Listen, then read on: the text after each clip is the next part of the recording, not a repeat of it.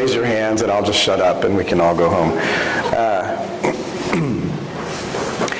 We've been talking about our risk-taking ancestry in the life of faith, beginning with Abraham, and passing through the Old Testament, and looking recently in the last couple of weeks at Mary, and then at Jesus and the way he risked everything on this group of 12 dinglings that we call his disciples. And today I want to take the leap into the next stage of this magnificent mission of God's, which is the church now taking in its own hands the mission and ministry of Jesus and beginning to engage it on his behalf. In the book of Acts, we have two passages, two little summary texts, one from chapter 2 and one from this chapter 4 that we just read, both of which talk about the ways in which the believers, in response to the Holy Spirit's outpouring in their lives, immediately demonstrate their willingness to take risks, not just for the gospel, but for each other. En chapter 2, en el segundo capítulo, después del momento de Pentecostés y la llegada de muchos nuevos integrantes a la comunidad de Jesús, dice el texto que todos los que creyeron estaban juntos y tenían todo en común, y vendían sus posesiones para distribuir los procedimientos a cualquier que tenía necesidad. So from the very beginning, there was this immediate grasping by the community of Jesus' followers that what they had, both in spiritual and material wealth, was not just for themselves, but was to be shared. The gospel, the good news of God's love and immense mercy, needs to be shared, cannot be kept to ourselves. But the things that God has given us also must be shared in ways that benefit those in need around us. From the very beginning, it was essential to the early Christian community, the early church, that both the gospel and what we have be shared with those who don't have it. It's a fundamental and foundational joining together of spiritual well-being and material well-being, so that both of them are cared for by the community of Jesus' followers. But it is impossible for us to let go of things that we don't think there will be enough of. Hear that again. It is impossible for us to let go of things that we don't think there will be enough of. When we live from a mentality of scarcity, of there's not enough to go around, it is very hard, if not impossible, for us to relinquish those things to others. If we don't think there's enough of God's love to go around, then we're not going to be sharing it. If we don't think there's enough mercy to go around, then we're not going to pardon people. If we don't think that there is enough abundance in God's material world, then we will grab what we can and hold on to it until our fingernails are bleeding. A mentality of scarcity is deadly to a life of faith. Last week I talked about how Jesus turned the leadership of his mission over to these 12 guys who were so vastly and radically different from one another. Y que al entregar el liderazgo de su misión a ellos, Jesús tomó un riesgo de entregarlo sin saber si iban a hacerlo bien o mal. To turn over leadership of something that you love, that you are ready to give your life for, to somebody else is not an easy thing to do. And yet, last week I talked about how churches that die, one of the most frequent reasons that churches die is because leaders are unwilling to relinquish leadership to new people. The stranglehold that they have on decision making and direction makes anybody who wants to offer their ideas give up because nobody will listen. Nobody will give them the ability to put their ideas into motion. The second most significant factor in killing churches is what we have in the text today. An invitation to abundance instead of a mentality of scarcity. The mentality of scarcity grabs hold of congregations when they begin to see dwindling numbers in their worship services. When they begin to struggle to feel like they have enough to cover the maintenance issues in their buildings. There's not enough, we say. No hay suficiente para hacer lo nuestro y también servir a la comunidad. Y la primera cosa que se corta es el dinero para la misión hacia los demás. The first thing that happens then is that any giving to those beyond the congregation itself gets cut off in order to save that money, because we may need it for a plumbing repair, or we may need it to fix a stained glass window. But what happens when churches make that choice is that they lose the energy and the vitality and the passion that mission creates as we serve other people. When we stop extending ourselves to those around us, when we stop taking the risk of placing not only the wealth of our spiritual gifts from God, but also our material selves to those who are without, we lose that connection to the abundant, overflowing Spirit of God. Now, there's a wonderful phrase in our Book of Order, which is one of the two books that form the Constitution of the Presbyterian Church USA. There's a passage when it talks about the mission of Jesus Christ that says this: the church is called to undertake this mission, even at the risk of losing its own life.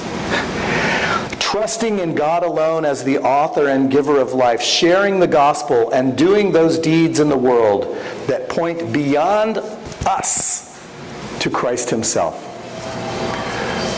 Our Book of Order invites us, nos invita, nuestro libro de orden, nuestra constitución, nos invita a contemplar que es más importante servir a los demás que continuar en la existencia, ¿no? Poner a riesgo su propia existencia como iglesia para poder extender la misión que Jesús nos entregó. But that goes against us. It goes against everything in us to give ourselves away like that. And yet it is exactly what Jesus did, is it not? Es lo que Jesús hizo con nosotros. Se dio y se dio y se dio hasta la muerte. ¿Y qué pasó? Dios anunció con su resurrección que el amor de Dios es aún más grande que la muerte. Que la muerte no detiene la abundancia de Dios. Que la abundancia de Dios se derrame sobre nosotros aún cuando damos todo. It is moving to me to watch people give, not out of the much that they have, but out of the little that they have, in order to support others around them. El contexto del texto que tenemos delante de nosotros hoy en Hechos 4 es el contexto de la iglesia primitiva después del Pentecostés y el movimiento del Espíritu Santo que espontáneamente engendró este compartir. Pero John and Peter, deseando extender más a otras personas la riqueza espiritual que habían recibido, van a sanar en la plaza central a un señor ya viejo, 40 años, ya viejo. Y sanándolo hay un alborote, porque Porque algunos estaban completamente sorprendidos y asombrados por lo que Dios hizo para sanar a ese hombre. Pero otros, en lugar de estar felices, estaban enojados. We have in the healing of this man who was all of 40 years old at that. That's what made the miracle was really amazing because the guy was old, right? 40 years old. That's what made the miracle amazing. So imagine, when God does things for folk like us. It's like double amazing, right? And spontaneously, there are those who give thanks for this amazing grace that God's healing mercies have flowed not just through Jesus, but now through Jesus to Jesus' followers who now are healing in his name as well. But then there were others whose mentality of scarcity was so small that they could not even give thanks for someone being healed in their old age. There's not enough power to go around. There's not enough glory to go around. There's not enough mercy to go around. We're the ones who hold it, and we're the ones who will dispense it. You don't have any business doing that. A mentality of scarcity. So they arrest John and Peter, and they throw them in jail where they sing, as they were wont to do. Even jail won't dampen our spirits. And finally, they're dragged before the authorities, and they tell the story of what they've seen and heard and experienced in Jesus Christ. And after sharing that story, they end by saying something very challenging to the leaders. They say, so you decide, is it better for us to believe what God says and what God has done, or to believe what you say and what you are wanting us to do? It's a fundamental choice. Do we trust in a God who's big enough and who's broad enough and who's deep enough to continue flowing with everlasting mercy to heal and to forgive and to strengthen and to encourage, to meet needs? Do we trust in that, or do we trust in the words of leaders who cannot see beyond their own needs and their own desire for power? That's the invitation that the early church offers us. And what happens is the authorities are dumbfounded. They can't respond. They're not going to say, yeah, it's more important to believe me than to believe God. They're not going to say that publicly. There would be a huge uproar. And so they let them go. And they come back to the community of faith. And there in the community of faith, they tell them what happened. And everybody rejoices in God. And there's this spontaneous prayer offered up in gratitude. And what happens? Boom! The Holy Spirit just floods over them one more time. And just like it did in the second chapter of Acts, again, people are inspired to let go of their stuff in order to bless other people. When the Spirit of God's abundance is here, it is easy to be generous because we know there is a never-ending supply. El flujo de bendiciones no termina, sino sigue y sigue y sigue.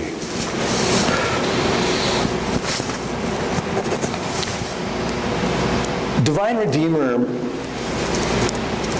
is in the middle of a neighborhood whose needs are enormous. Las necesidades de nuestra comunidad son inmensas, más grandes que nuestra capacidad, como una sola iglesia. We will never, in and of ourselves, have the ability to meet all of those needs. Jesus himself did not meet all of the needs that came to him. But Jesus invites us to do as he did, which is to give where we can and what we can.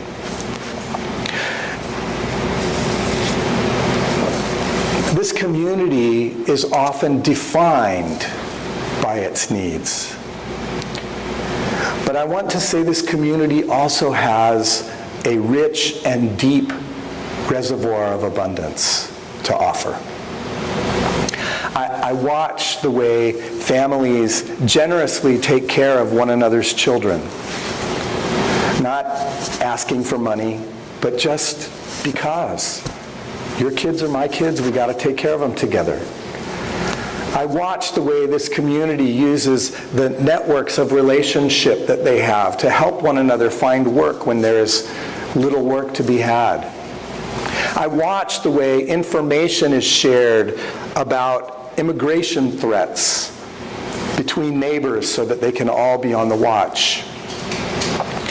That abundance of relationships, that abundance of care for one another is also part of what it means to be from the West Side. It's not just economic need, but it is also relational wealth and cultural riches that are part of what it means to be desde este lado de la ciudad. And if we only look with the eyes of what isn't enough, we will miss the great gifts that are present in our community as well. We just got news this week that Guide One, our insurance company, doesn't want to renew the policy for House of Neighborly because our electrical system is too old. Imagine. And so we have to struggle, even though now we're trying to plan an entire renovation so all of the electrical will be upgraded. In order to get insurance, we're probably going to have to fix a few things that they won't let us not fix if they want to insure us. There are lots of needs. Our building has lots of needs. And we can look at all of that and we can go, there's no way, we can't, there's no way, we can't. And you know what? I'm going to tell you, you're right, there's no way. We alone can't. We can't. We don't have, in your pockets and mine, enough money to take care of all of this. We don't. Whoops. But God's pockets are much bigger. God's pockets are so much bigger than ours are. And anything we have in our pocket comes from God to begin with. And we'll go back to God eventually because we only get it for a little while we're here. God has given us a lot of other wonderful things. También Dios nos ha dado otras cosas maravillosas, otras riquezas de las cuales podemos y debemos utilizar para hacer la renovación necesaria. God has given us relationships. Relationships with many, many, many other people. People who love God, people who care about the kind of things that we do in this community, and people who themselves have money given by God to be used for God's purposes. And so one of the most important aspects of abundance that we need to be thinking about is who else in my world, who else in my relationships has a heart for kids who want to get educated, has a heart for seniors who want security and food to nourish them, has a heart for people who are hungry and need to be fed, has a heart for neighbors who need to be connected. And we need to be willing, out of a sense of God's immense abundance, to draw upon those resources that God has placed in our network. At our steering committee meeting this last Tuesday, we're looking for another public person to be co-chair, kind of ceremonial co-chair, who can speak for our campaign and who can speak for the work that we do and help us raise awareness and raise resources for that. And we looked around the table and we're like, does anybody here want to do that? And we all kind of went, not me. But then Servando spoke up and he said, I'm good friends with Mary Alice and Henry Cisneros. Would you like me to ask him if he would help us out? And we're like, yeah. That's a source of abundance beyond us, right? But it's part of us because it's our relationship. And so Servando's reached out to Henry, and he hasn't said yes yet, but he has said yes to having a meeting with us to talk about it, and he's very interested. And so I share that because I don't even know who you all know. Yo no sé quiénes conocen ustedes, pero estoy seguro que algunos de ustedes conocen gente que deben saber de lo que estamos haciendo aquí. Because that is how the abundance of God grows instead of shrinks. It's what the believers did in that early church where the needs were enormous. El grupo que venía a congregarse era gente común, sencilla, pobre.